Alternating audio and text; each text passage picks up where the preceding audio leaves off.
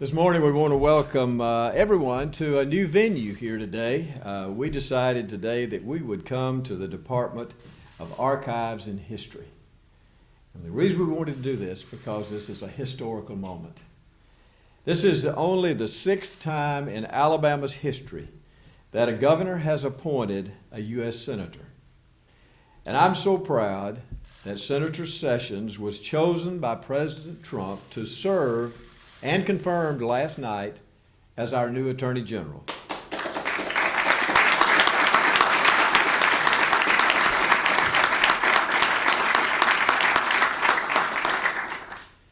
And I want to congratulate Senator Sessions, no longer Senator Sessions, because today he will be Attorney General Sessions. He has served our people well. He served with dignity. And he has been an example, I believe, for the conservative values that we all hold so dear. I've spoken with Senator Sessions throughout this entire process. I have spent hours, actually, with him. We have gotten to know each other very well. And he is obviously has been a very fine senator. And I am so proud of what he's going to do for the United States now. But he's an Alabamian, and that's what makes me so proud. I've asked for input from many people, especially people like our Republican Executive Committee. I asked them in the beginning of this process to submit to me not only names, but also questions that they would like for me to ask the people that I interviewed. I received 121 responses from that group. Out of that 121 responses, I narrowed the candidates down to 20 candidates. I spent a lot of time interviewing the candidates. Since the holidays, I spent at least an hour to an hour and a half with every candidate. I asked every candidate basically the same questions, and I have 2 full books of notes that I have taken and all the information that I received on all of the candidates. And let me say this, of all 20 candidates that I interviewed, they were all outstanding public servants of the state of Alabama. Any of those could have done this job. That's one of the reasons that I chose to interview them. But any of them could have done this job. But let me tell you why I chose Luther Strange. I truly believe that Luther has the qualifications and has the qualities that will serve our people well and serve this state well. Luther and I have a long history. People think that we don't talk all the time. We've been friends for a long time. In 2010, we campaigned together all over this state. We went and spoke to the same group everywhere we went. He put out signs, I put out signs. We worked together during that campaign. And then when Luther became our Attorney General, we worked so closely on things like this not the natural disaster, but the disaster that occurred when the BP oil spill hit our coast. And for our first term in office, we spent a tremendous amount of time together working with that issue. And if it had not been for Luther Strange and his association with some of the people there in the courts, we would not have been able to secure the $1 billion for the state of Alabama that we were able to secure, and the $1.3 billion that all goes to Mobile and Baldwin counties for the projects that we are working on at the present time. Luther and I both agree that the federal government should not intrude on states' rights. And during this Obama administration that's just been finished, we teamed up on a number of issues in fighting the federal government's intrusion into the states. As the chief's law enforcement official, Luther represented and defended the interest of our states, and especially the state of Alabama. And I know that he is going to do exactly the same thing as a U.S. Senator. Luther also was a leader on the national level. And some of you know and some of you don't know. He presently is the chairman of the National Republican Attorney Generals Association. There are a number of Republican Attorney Generals across this country. And he has very close friendship, and he will tell you about this in just a minute, with the new EPA director. And so Luther has had contacts on a federal level, and he is extremely qualified to be our next senator. I also wanted someone, as I decided on this, I wanted somebody that would uphold our Constitution, who would value the Second Amendment of our Constitution, who would value the 10th Amendment of our Constitution, and who would support and implement strong security policies and also help domestic job creation. And I am confident that Luther possesses all of these qualities. I've heard from so many people across the state. I have heard people that would just come up to me organically and say, Luther Strange is the one that I support. Everywhere I would go, I heard that. And I know that he has strong support all over the state of Alabama. He's run statewide. He did extremely well in the last election in 2014. And he has run statewide. He is well known. And he is going to do a fantastic job for this state. You'll hear from Luther in just in a moment, and I'm going to call on him because this is his day. This is not my day. This is his day. And I want to give you a few logistics. We will be flying to D.C. in just a few minutes. And the reason we're going is this.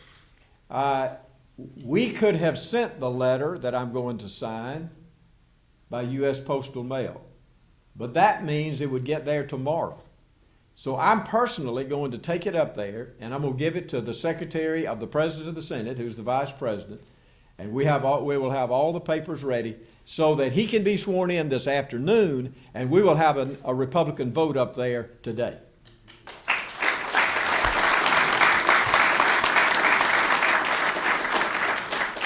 I also want to thank my legal team.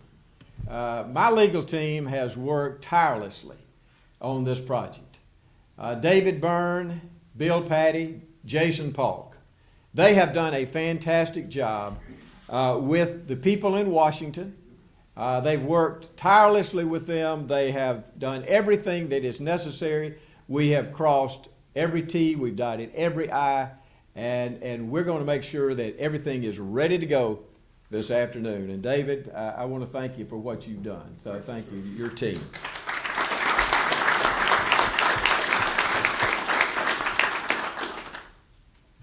You know, when I was in Washington, right after Jeff Sessions was nominated, I went by and I talked with Mitch McConnell. He wanted to see me, and I wanted to see him while I was up there.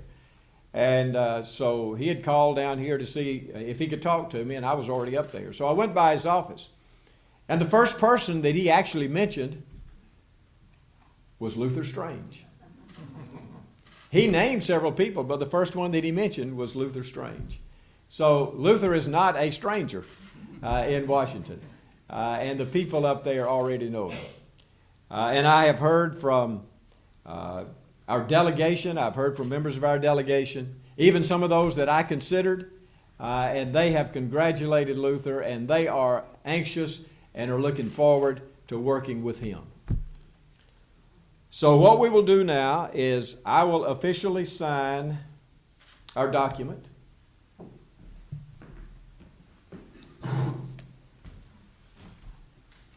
Luther, come over here. Make sure you sign. Yeah.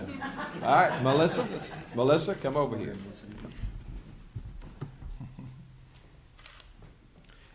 What time is it? Well, somebody tell me what time it is. 9:10. All right.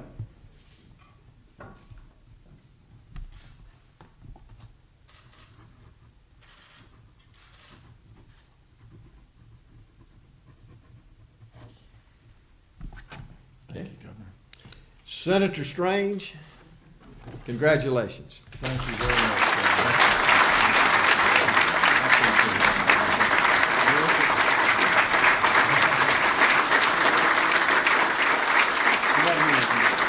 Thank you very much, Governor. Thank you all so much. Thank you all so much. Governor, thank you. Please. Whew, I'm glad you signed that, Governor, because I was unemployed for 24 hours anyway. I want to say thank you to Governor Bentley for his friendship and for entrusting me with this high honor. It's the honor of my life, and I can't thank you enough. And I look forward to working with you just as closely as we always have. It'll just be in a new capacity. It will be in a new capacity. Very excited about this opportunity and heading to Washington at a historic time in our nation's history. But it's bittersweet, frankly, and I'm so pleased to see so many of my colleagues who I've worked with over the years in the Attorney General's office.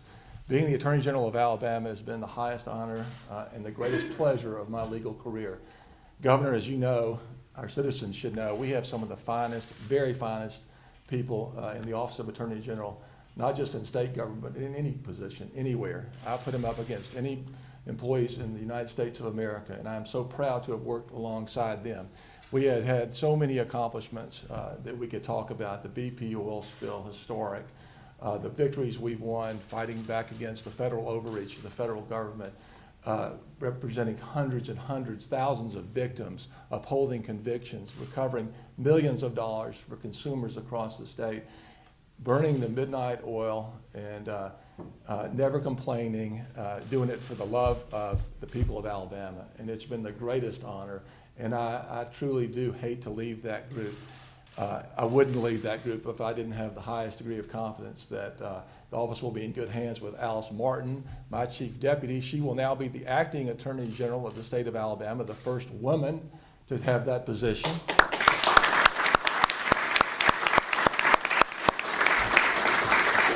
There's no one in the state more qualified than Alice is to be acting Attorney General, and I'm confident the governor will go through the same deliberative process and find someone who will take over the Office of Attorney General, an office I care so deeply about, Governor, and thank you for your diligence in that, in those efforts. Well, now it's time to head to Washington in an historic time. The governor mentioned I've been the chairman of the Republican Attorneys General Association in this past year. We've elected lots of Republican Attorneys General. We now have 29 in the United States of America. There were 5 when Jeff Sessions, my predecessor and our new United States Attorney General, was the Attorney General of Alabama. That group has banded together to fight back against federal overreach. We've been what's called the last line of defense against unbridled federal government.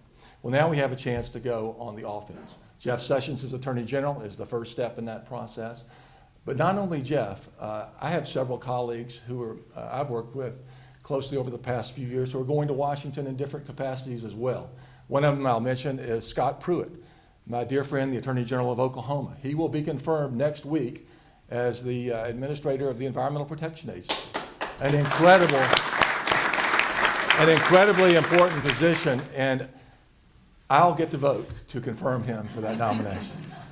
What a sweet day that will be. But also, this country faces one of the greatest opportunities for future, not just our generation, for future generations, and that is to confirm rule of law, constitutional Federalist judges to our courts. That's particularly important to me and important to the lawyers and members of the AG staff here in this room. It's important to all of our citizens. And I look forward to jumping right into that debate and make sure that we have great judges on our benches.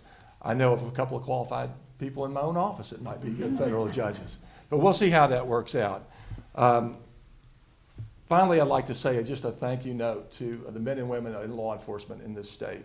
I have spent more time with the men and women in law enforcement than I have with poor Melissa, who took me, she realizes better for worse. It comes back to her every once in a while. But the men and women in law enforcement are the greatest people in the world. They are.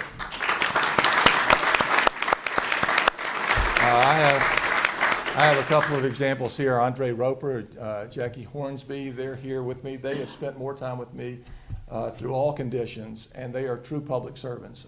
And I look forward to taking the fight for law enforcement to Washington, continue to work to get to support them in any way I possibly can. But I wouldn't leave here without saying that publicly.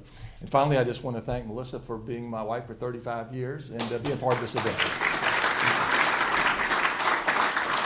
And so the Vice President, I understand, is waiting in Washington, Governor, and I think there's snowing up there, so I'm kind of anxious to get going.